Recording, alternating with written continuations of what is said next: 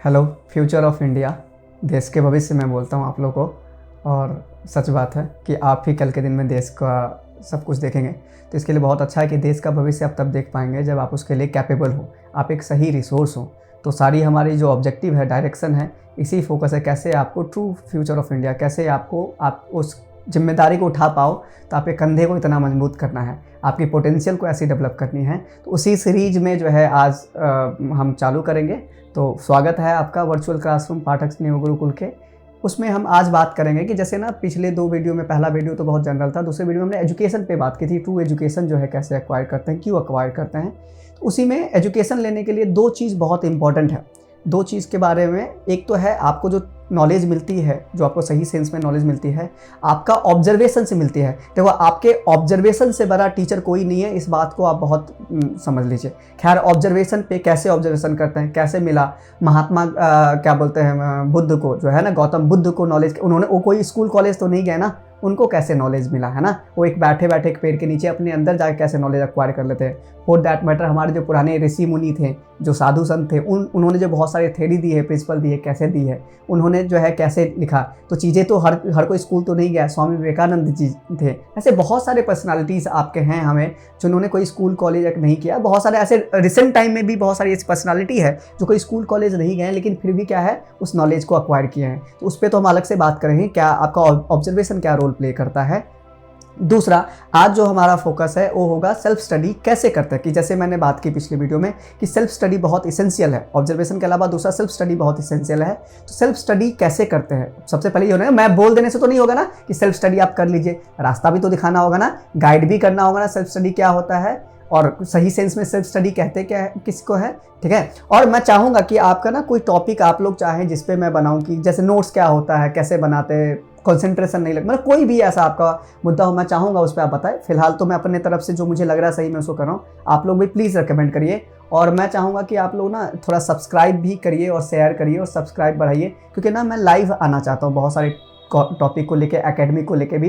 तो आपको पता है यूट्यूब का कुछ रिस्ट्रिक्शंस है, मिनिमम नंबर ऑफ कुछ थाउजेंड्स या जो भी सब्सक्राइबर चाहिए होते हैं, उसके बाद आप लाइव जा सकते हैं। तो मैं चाहूँगा इसको आए ताकि आप लाइव जो है हम इंटरेक्ट कर सकें, लाइव हम बातें कर सकें, एकेडमिक कोर्सेस मैं लाइव मोड में दे सकूँ। तो प्लीज़ थोड़ा सा इस पर भी आप एक तरह से मुझे सहयोग कर सकते हैं, सपोर्ट कर सकते हैं, ठीक है। अच्छा, तो सेल्फ स्टडी की जब बात करते हैं तो सेल्फ स्टडी कैसे करते हैं। देखिए, मेरे लिए ना 3 वर्ड है जिसको ना बहुत सारे बच्चे जो है बहुत सिमिलर लेते हैं, है ना, एक जैसा। जैसे रीडिंग, स्टडिंग एंड लर्निंग, तीनों को बोले तो आप बहुत बार जो है आप सिनोनिम्स मान लेते हैं, एक मानते हैं। मेरे ओपिनियन में तीनों डिफरेंट वर्ड्स है। रीड करना, स्टडी करना एंड लर्न करना, तीनों डिफरेंट चीज़ है। जैसे एक इन्फॉर्मेशन में, नॉलेज में और विजडम में डिफरेंस होता है, तीनों सेम चीज़ें नहीं हैं, लोग सेम मानते हैं। तो क्या होता है रीडिंग, जब कोई चीज़ जैसे आप बुक पढ़ो, कुछ भी पढ़ो, उसको बहुत mechanically for the sake of reading आप रीड कर रहे हो बस, बिना कोई समझे, कुछ समझे हुए, तो उसको बोलते हैं रीडिंग। जब if you are reading with understanding, that means you are studying, मतलब कि समझ के पढ़ना, उसको स्टडी बोलते हैं। आप बोलेंगे यार हम तो समझ के ही पढ़ते हैं। कौन बच्चा, हर बच्चा तो चाहता है ना मैं समझ के पढूं, हर बच्चा तो अपने ओपिनियन में समझ के पढ़ता है ना, अंडरस्टैंडिंग के साथ पढ़ता है। तो कैसे आप बोलेंगे कि नहीं समझ के पढ़ना है। तो एक अंडरस्टैंडिंग के ना कुछ प्रूफ होती है कि कैसे आप प्रूफ करेंगे कि ये अंडरस्टैंडिंग है कि नहीं। जब आप स्टडी कर रहे हैं, मतलब कि you are reading with understanding. So what do you mean by understanding, what are the characteristics of understanding, how do you prove that I means reading with understanding. तो क्या उसकी कैरेक्टरिस्टिक्स होगी, क्या प्रूफ होगा, कैसे आप उसको बोलेंगे कि आप स्टडी कर रहे हैं, that you are studying with that understanding.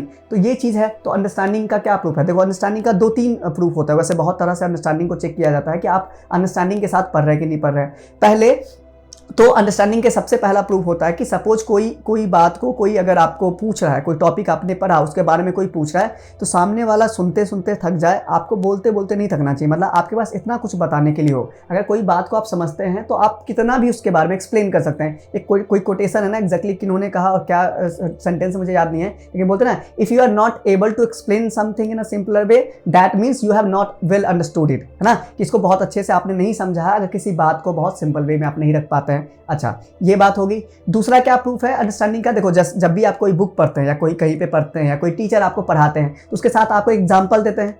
कि हाँ अगर ऐसा है तो ऐसा होता है। तो जब भी अगर आपने समझा है ना, तो बुक का एग्जाम्पल नहीं आप याद रखेंगे, जो टीचर ने एग्जाम्पल दिया उसको याद नहीं रखेंगे, प्रोफेसर ने जो एग्जाम्पल उसको नहीं। आप जब उसको समझेंगे आप खुद का एग्जाम्पल क्रिएट करें। आपको कहीं पे कोई सिचुएशन अराइज हुई, जैसे आपका चप्पल फिसल गया, सोल घिस जाने के बाद आपको लॉ ऑफ फ्रिक्शन याद आ जाना चाहिए, है ना। कुछ भी आप ऐसा कर रहे हैं, आपका लॉ ऑफ, जब कैरम पे पाउडर छिड़क रहे हैं ताकि जो है आपका जो है बहुत अच्छे से आप खेल सके बहुत स्मूथली, तो आपको लॉ ऑफ फ्रिक्शन याद आना चाहिए। लॉ ऑफ फ्रिक्शन को आप रिड्यूस करते हैं। तो कहने का मतलब जब आपने उस चीज को समझा तो कोई भी एग्जांपल आप खुद का दे सकते हैं। जहां भी आप देखें आपको याद आना चाहिए यहाँ पे ये लॉ या ये थ्योरी या ये कंसेप्ट अप्लाई हो रहा है। तो दूसरा प्रूफ होता है कि आप उसका अपना खुद का क्रिएटेड एग्जाम्पल दे सके, ये अंडरस्टैंडिंग का प्रूफ है। और भी बहुत सारी है। अंडरस्टैंडिंग एक अपने आप में बहुत बड़ा टॉपिक है, इस पर मैं डिटेल में करूंगा और एग्जाम्पल के साथ आपको समझाऊंगा, ठीक है।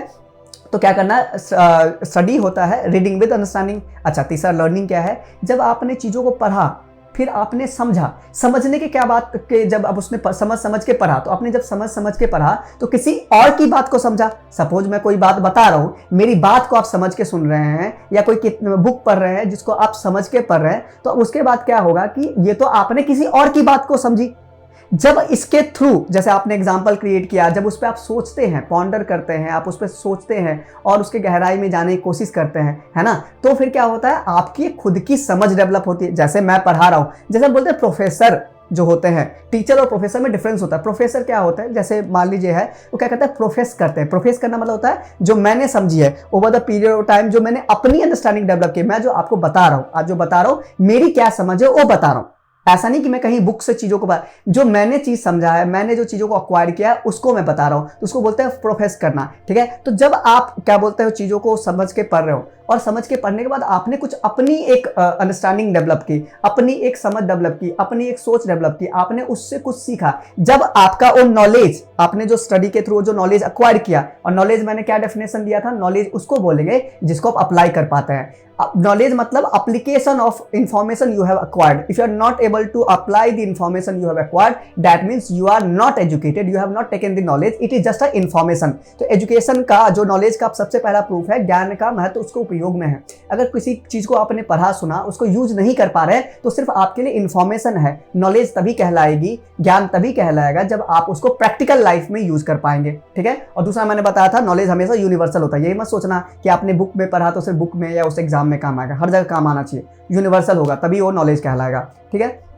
तो जब आप उसको अपने पर्सनालिटी का, जो आपने स्टडी के थ्रू सीखा, पढ़ा, उसके बाद अपनी सोच डेवलप की, और जब उसको आप अपनी पर्सनालिटी का, उस नॉलेज जो है आपकी पर्सनालिटी का पार्ट बन जाएगा, आपके पर्सनालिटी में रिफ्लेक्ट होगी, तो उसको कहते हैं, ऐसा हो जाना, उसको बोलते हैं हम लर्निंग, है ना। लर्निंग का मतलब होता है कि चीज़ों को आपने सीख लिया, आपने अपनी पर्सनालिटी में उतार दिया, और उसका फिर रिफ्लेक्शन होगा आपकी पर्सनालिटी में, आपकी बातों में, आपके हर एक बिहेवियर में। जब उसका रिफ्लेक्शन होगा तो आप बोलेंगे कि आपने लर्निंग की है, ठीक है।